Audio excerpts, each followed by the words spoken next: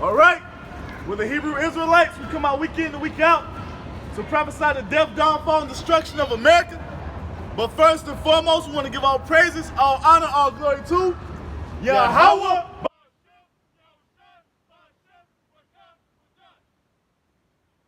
Apostles and elders of great millstone for teaching us his truth according to the Bible, through the spirit and power of Yahweh Shai. I want to give a sincere peace and salutation to all you hopeful elect. I get out there pushing his word in truth and sincerity, doing the work as Yahweh Shai has commanded you to do, so he can wake up and seal the elect of the nation of Israel, which consists of you so-called Negroes, Hispanics, and Native Americans, and you confusion of faith who are scattered amongst the heathen nations, who may look like the heathen nations, but your father's seed line goes back to you being a so-called Negro, Hispanic, and Native American. Shalom. So, hey, man. So today, man, we're going to make these Edomites familiar about their history, man. You see? We're going to go into some of the history of these so-called white people, man. You see? Through the spirit and fire, how about you? Man, it's edifying. Hey, man, this is treatment of slaves in the United States. The treatment of slaves in the United States varied by time and place, but generally brutal and degrading. Whipping and sexual abuse, including rape, were common. So now let's go down. We'll go down and pull some of these things, man. And it just goes on and on and on, man. See? So let's go down here. Where is it, man?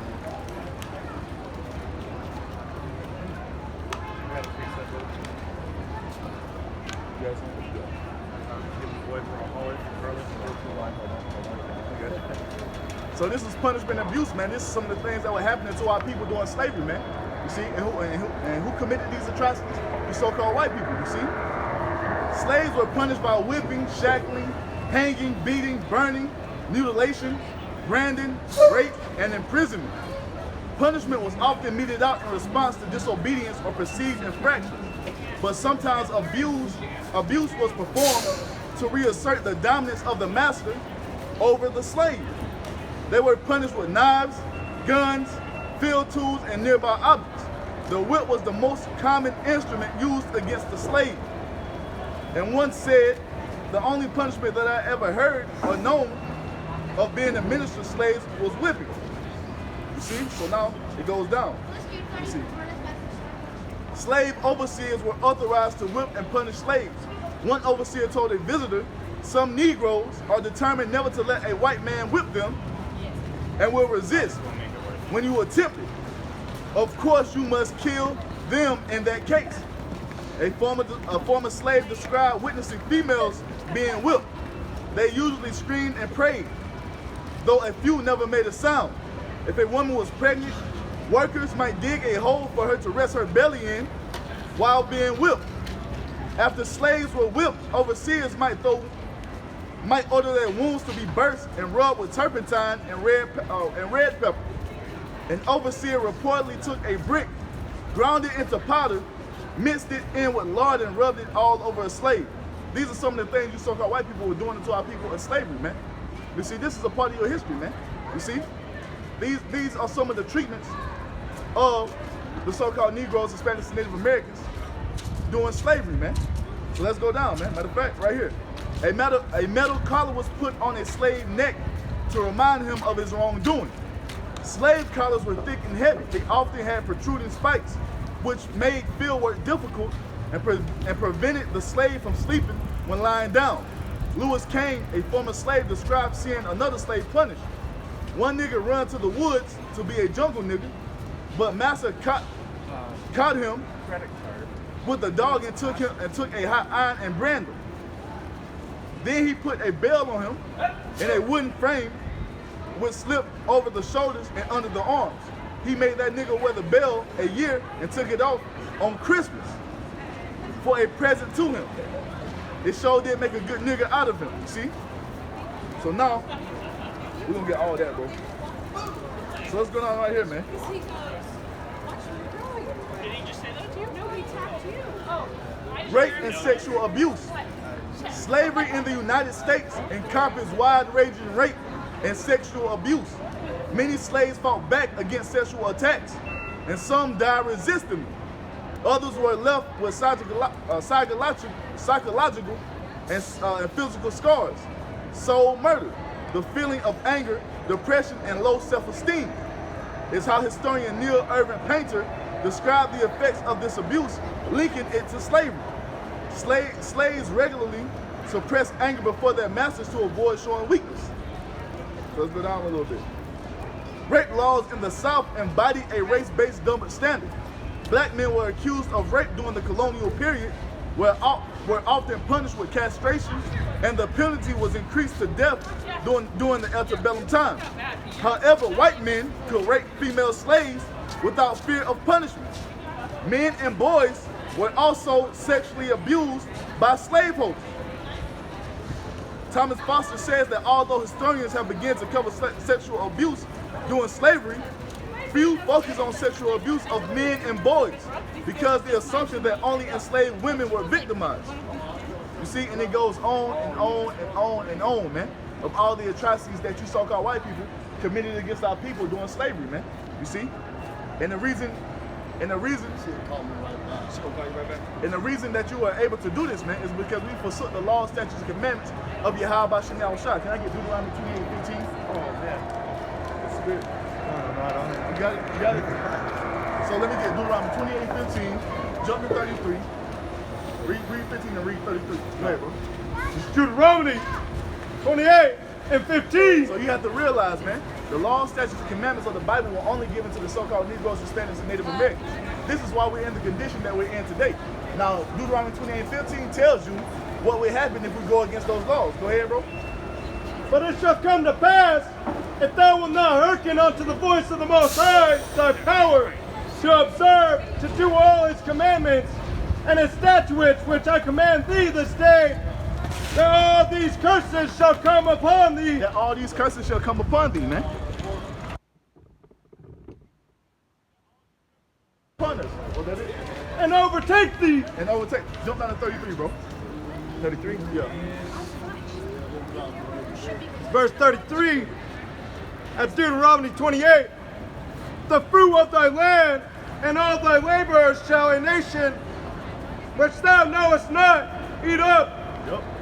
And thou shalt be only oppressed and crushed. Thou shalt only be oppressed and crushed always, man. No matter what you so-called Negroes, Hispanics, and Native Americans think, man, you are still in captivity, man. You see?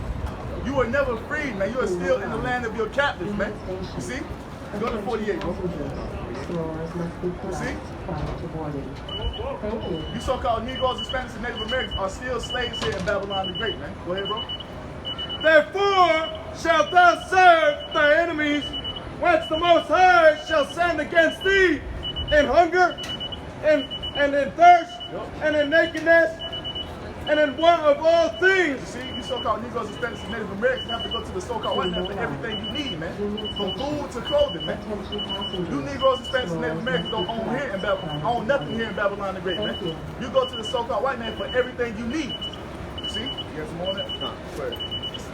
And he shall put a yoke of iron upon thy neck. And he shall put a yoke of iron upon your neck. If you go to Google right now and type in yoke of iron, what is going to come up, man? Go to Google right now and type in yokes of iron and see what comes up. Until he hath destroyed thee. Until he hath destroyed thee. Now who did this happen to? Did this happen to the so-called white man? No, it didn't. It happened to the so-called Negroes, Hispanics, and Native Americans, man. You see? These curses only fit the so-called Negroes, Hispanics, and Native Americans. Why is that? Because the law, statutes, and commandments were only given unto us, man. You see? And if I may say, their biblical true names are right here out of the 12 tribes, man. That's what we get into, is the history, and the Bible does with history and true facts, man. And bloodlines, man. And bloodlines. So towards the end of the day, man, history is already written. Let me get Deuteronomy 28:64. 68? 64. Matter of fact, 64. No, 64, 64, then 68. You know that. Oh man, hey, that's what I've been doing all morning, bro. 28:64. Yep. This is Deuteronomy 28 and 64, and the Most High shall scatter for the one and scattered amongst all nations, man. So you're gonna have Israelites come back from all nations. But what does that mean? You have Israelites scattered among all nations, being oppressed by all different nations, man. Not only here in America. You see, Israelites are scattered all nations, man. In which neither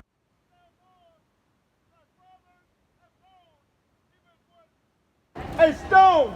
See, Jesus Christ come from, man. That was given to you by your oppressors, man. You see? This is a guy we have never known. You see? Go to 68, bro. No pictures. If I may say too, getting into the accounts of history, man, you can see that, man, that they brought this image, from the Spaniards and from your common European, man, today. This is verse 68. And the Most High, Yahweh Yahushai, shall bring thee into Egypt again. Again. By what? With ships. With ships. Now, where is the account of the Israelites going back into Egypt by ships? You see, that didn't happen. It was talking about a different place, spiritual Egypt. Right here in America, man.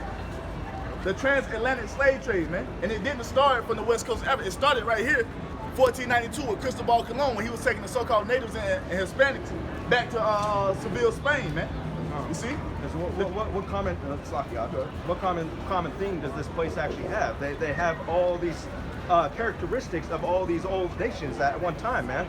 That's why you got the pyramid. That's why you got all these how the structures of these buildings are, man. Roman structure. Yes.